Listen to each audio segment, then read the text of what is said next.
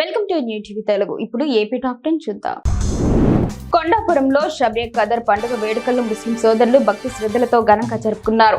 తరావీ నమాజ్ అనంతరం హఫీజ్ అన్సర్ అహ్మద్ షబే ఖదర్ పండుగ విశిష్టతను మండల వ్యాప్తంగా పాల్గొన్న ముస్లిం సోదరులకు వివరించారు. తెల్లవారుజామున మసీదు ముతవల్లి ఎస్ అబ్దుల్ గఫూర్ సహరీ విందును ఏర్పాటు చేశారు. ఈ కార్యక్రమంలో మసీద్ పెద్దలు ముస్లింలు పాల్గొన్నారు.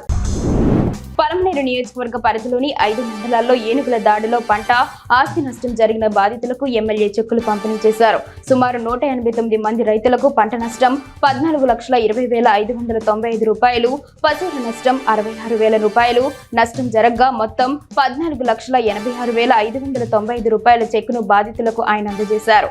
ఈ కార్యక్రమంలో Palamaner sub DFA Venugopal, forest range officer Narayana, section ఆఫీసర్లు పాల్గొన్నారు. ఏపీ రాజకీయాల్లో కీలక పరిణామాలు చోటు చేసుకుంటున్నాయి. సీఎం చంద్రబాబు పోలవరాన్ని సందర్శించిన విషయం తెలిసిందే. ఈ నేపథ్యంలో ఆసక్తికర ఘటన జరిగింది. వైసీపీ సీనియర్ నేత మాజీ ఎమ్మెల్సీ జయమంగళ వెంకటరమణ చంద్రబాబు కాళ్లపై పడ్డారు. దీంతో సీఎం ఆయనను ఆప్యాయంగా దగ్గరకు తీసుకున్నారు. త్వరలోనే జయమంగళ టీడీపీలో పార్టీలో చేరతారంటూ ప్రచారం జరుగుతోంది. ఇదే జరిగితే వైఎస్ జగన్ కు మరో షాక్ తగలడం ఖాయం. అనపర్తి అంజుమాన్ నూర్ ఇస్లాం మసీదులో రంజాన్ మాసం పరిష్కరించుకొని ఏర్పాటు చేసిన ఇఫ్తార్ విందులో ఎమ్మెల్యే నల్లమిల్లి రామకృష్ణారెడ్డి పాల్గొన్నారు. ఈ సందర్భంగా మసీదులో ముస్లిం నాయకులతో కలిసి ప్రత్యేక దువా చేసి అనంతరం వారితో విందులో పాల్గొన్నారు. ఈ సందర్భంగా మళ్లీ నల్లమిల్లి రామకృష్ణారెడ్డిని అనపర్తి టీడీపీ ఇన్ఛార్జ్ నల్లమిల్లి మనోజ్ రెడ్డిని ముస్లిం పెద్దలు ఇస్లాం రీతిలో సత్కరించారు. భవన నిర్మాణ కార్మికులను ప్రభుత్వం ఆదుకోవాలని ఏఐటీయూసీ జిల్లా కార్యవర్గ సభ్యుడు ఆర్ఐటి రామారావు డిమాండ్ చేశారు. పొన్నూరు పట్టణంలోని అంబేద్కర్ సెంటర్లో ఏఐటీయూసీ ఆధ్వర్యంలో నిరసన ప్రదర్శన చేపట్టారు. 46,000 క్లెయిమ్లను పరిష్కరించాలని, పని భద్రత కల్పించడంతో పాటు పెన్షన్ సదుపాయం ఏర్పాటు చేయాలని కోరారు. కూటమి ప్రభుత్వం ఇచ్చిన హామీలను వెంటనే నెరవేర్చాలని డిమాండ్ చేశారు. పాతపట్నం ఏరియా ప్రభుత్వ ఆసుపత్రిలో ఎక్స్రే మిషన్ ప్రారంభోత్సవంలో ఎమ్మెల్యే మామిడి గోవిందరావు పాల్గొన్నారు. ఈ మేరకు ఆయన మాట్లాడుతూ ప్రభుత్వ ఆసుపత్రిలో రోగులకు మెరుగైన సేవలు అందించాలని సిబ్బందికి సూచించారు. కూటమి ప్రభుత్వం ద్వారా నిరుపేదలకు మెరుగైన వైద్యం అందించడమే లక్ష్యంగా ప్రభుత్వం పనిచేస్తుందని చెప్పారు. ఈ కార్యక్రమంలో ఆసుపత్రి సిబ్బంది, నేతలు పాల్గొన్నారు.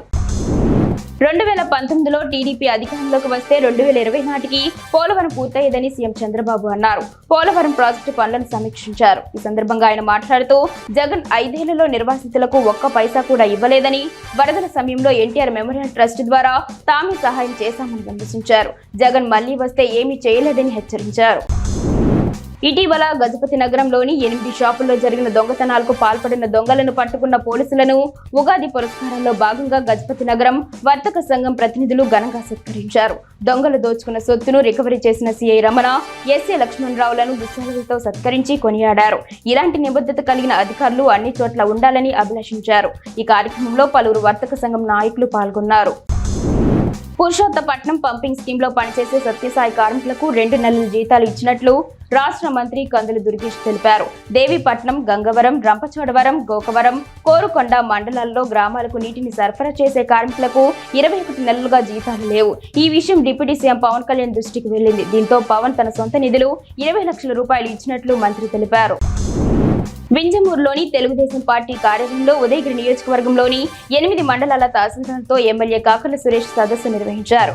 ఎమ్మెల్యే అధికారులతో మాట్లాడుతూ గ్రీవెన్స్ డేలో వచ్చే సమస్యలను సత్వరమే పరిష్కరించాలని తెలిపారు.